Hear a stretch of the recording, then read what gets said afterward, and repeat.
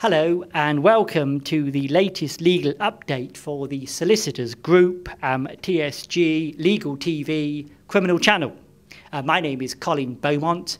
I'm a solicitor in private practice. I've been a lawyer now for best part of 30 years, 3 points on my licence. Today, I'll be talking firstly about advising clients at the police station stage. Now, one of the interesting questions that we've had the High Court consider just recently is whether or not there's any need to arrest people who are volunteers at the police station. The first of these cases was Mark Richardson and the Chief Constable of West Midlands Police. Mr. Richardson attended the police station voluntarily with his solicitor. No one could have been more cooperative than Mr. Richardson. In fact, he'd been asked to attend the wrong police station. So he and his lawyer both went off to another police station, I think it was Walsall, where they were promptly arrested by the officer in the case. Clearly, Mr. Richardson was not happy at having been arrested, and there was a challenge in the High Court over the lawfulness of that arrest. And the long and the short of it was that the High Court took the view that on the particular facts before them, the arrest was unlawful because no real thought had been given as to whether or not an arrest was actually necessary. Mr. Richardson was ordered damages of £1,000. The other case involving the same issue was Scott Hayes and the Chief Constable of West Merseyside Police. These are both 2011 cases.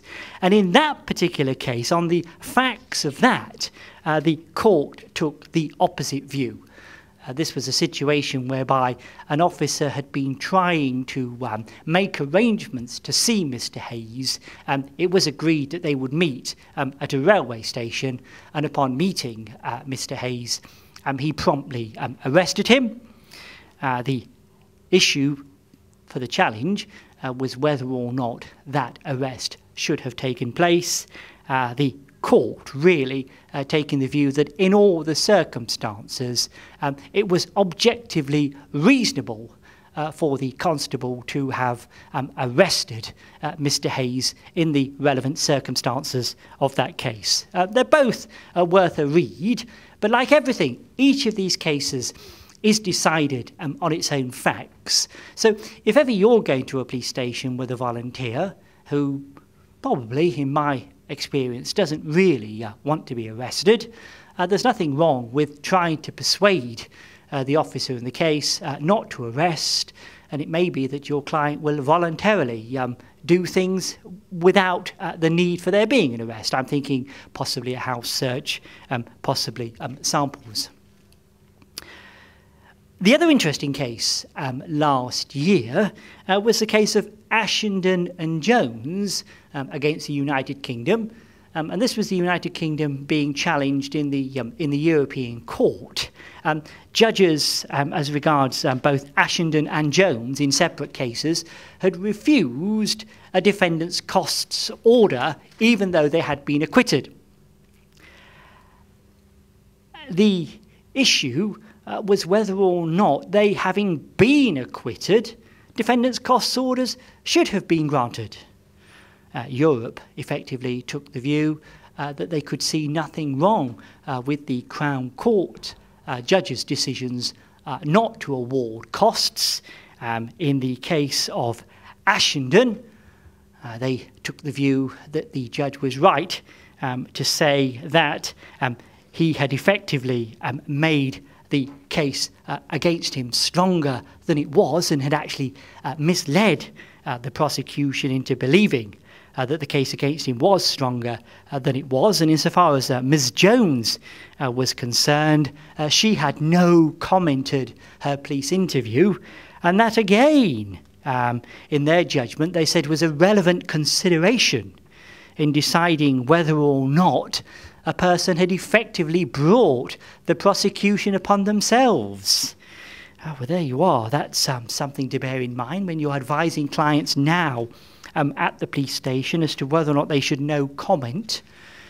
possible costs implications later on in the event of them being acquitted at trial. Now, another issue which sometimes raises its head at the police station stage is lifting or waiving the veil of privilege. And we've had some case law on this. I just really want to talk, if I may, about the principles involved. And the law essentially says that it's the client's privilege, and if the client wants to waive it or lift it, that's a matter for the client. Of course, we must be careful not to inadvertently waive the client's privilege. And with that in mind, it's so important that if we're advising a client to no comment in interview, that we do not give a reason on the tape as to why we've given that advice, especially if that reason comes from our own client's instructions. There's nothing wrong with saying, I've advised my client to no comment this interview, I hope you will respect that decision. That of itself will not waive privilege. But if you go on to say something like, my client has decided to exercise his right of silence, he's worried about what might happen to him should he talk, have you not given a reason on the tape coming from your client's instructions, privilege may have been waived. And the grey area is whether or not you might actually waive privilege by saying something as innocuous as, well, I've advised my client to no comment this interview based upon your lack of disclosure to me. It's a dangerous thing to say, and I personally wouldn't say it.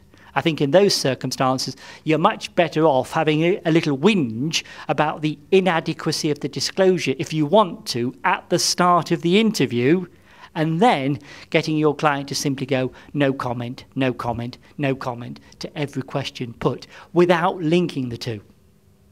Now, clearly, privilege may be waived or may be lifted at court itself, either by the defendant when giving evidence or by calling you and you lifting it on the client's behalf. Remember, it's his privilege, and if he wants to waive it in certain circumstances, that is entirely a matter for him. Another issue I'd like to talk to you about, whilst we're advising clients at the police station stage, is the point at which we become entitled to the tape of the interview. The case of DPP and ARA, A-R-A, was very interesting in this regard. The solicitor turned up with a client at the police station, that client having been at the police station on a previous occasion unrepresented and having been interviewed and having made admissions. The police were minded to caution the person, but the solicitor said, well, before any caution is administered, I'd like to listen to the interview, please, just to check that everything was done properly in that interview and that admissions were properly made. Now, the police would not allow the solicitor to have access to the tape at that stage, and in fact, the client was charged. The matter came to the High Court, who said that in these circumstances, in order for the solicitor to be able to advise his client properly, he did need access to the tape. Now, I think the principle in ARA is quite wide, and I would take the view, for example, that if I turned up to represent a client at the police station, that client already having been at the police station in the past and having been interviewed, I'd like to know and listen to the tape of the interview on the last occasion before advising my client as to whether or not he should talk in this particular interview if there's going to be another interview at the police station on his second visit. Remember, this will only really apply if the client was unrepresented at the police station last time. If he was represented by someone from your firm, you are deemed to know what took place in that interview anyway.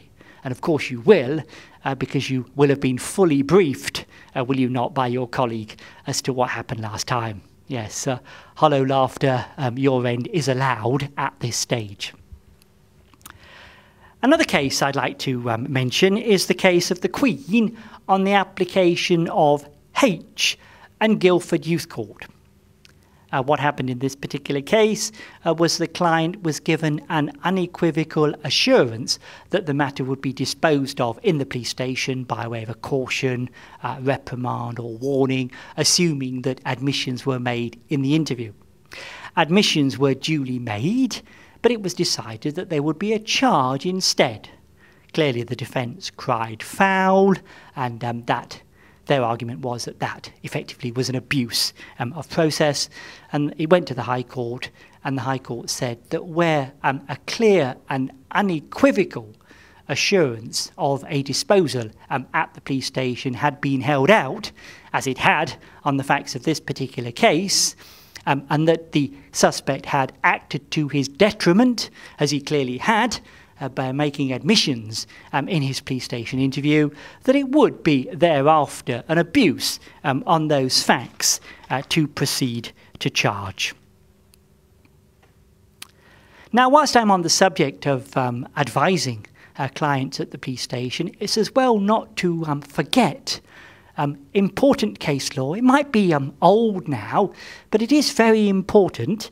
A couple of cases I want to draw to your attention, and one is R. and Keith Anderson Beckles. This goes back to 2004, and is perhaps the leading case on the issue of whether or not the client can rely upon the advice of the solicitor to go no comment in the interview as a means of avoiding the adverse inference. And the Court of Appeal made it quite clear in that particular case that the advice of the legal advisor is not the issue for the jury under Section 34 of the Criminal Justice and Public Order Act 1994. The issue for the jury under Section 34 is quite clear and quite specific, and it's this: is the defendant at trial seeking to rely upon facts that were known to him at the time of his interview, which he chose not to mention? If that is the case, then adverse inferences may be drawn against him regardless of the fact that he acted on his solicitor's advice to have a no-comment interview. If you think about it, they had to really make the judgment in that particular way, because if they had said that a client could hide behind the advice of his lawyer, well, you may as well get a shredder and put Section 34 through it, because all of the clients would be saying that, would they not? Another important case in the area of police station advice is Geoffrey John Howell and the Queen. This is a case that goes back to 2003, and it really, amongst other issues, concerned the amount of disclosure that needs to be given to the police station advisor prior to the interview. Now remember, we're not entitled to receive any evidence at the police station stage, are we? Because our right to evidence is triggered by a not guilty plea being entered in court proceedings. Lord Justice Laws, in the case of Geoffrey John Howell, said that the disclosure to the legal advisor prior to the interview had to be sufficient and adequate. Yeah, sufficient and adequate. Presumably so that we are in a position to give our client some informed legal advice as to whether or not he should talk or whether he should remain silent. Lord Justice Laws also said in that particular case that the absence of a complainant's statement might not of itself mean that the person had not been provided with sufficient and adequate disclosure.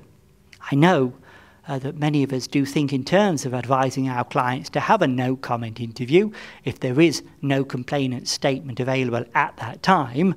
But of course the legal approach is to ask oneself the question, does one have sufficient and adequate disclosure despite the absence of the complainant statement? And if that is the case, then it must be made clear to the client that should he or she have a no-comment interview, then adverse inferences may later be drawn at trial against them. Okay, well, that's all for this particular session. Can I just say thank you on behalf of the Solicitors Group for listening and watching this particular presentation, and we hope that you will tune in and watch some more in the future. Thank you.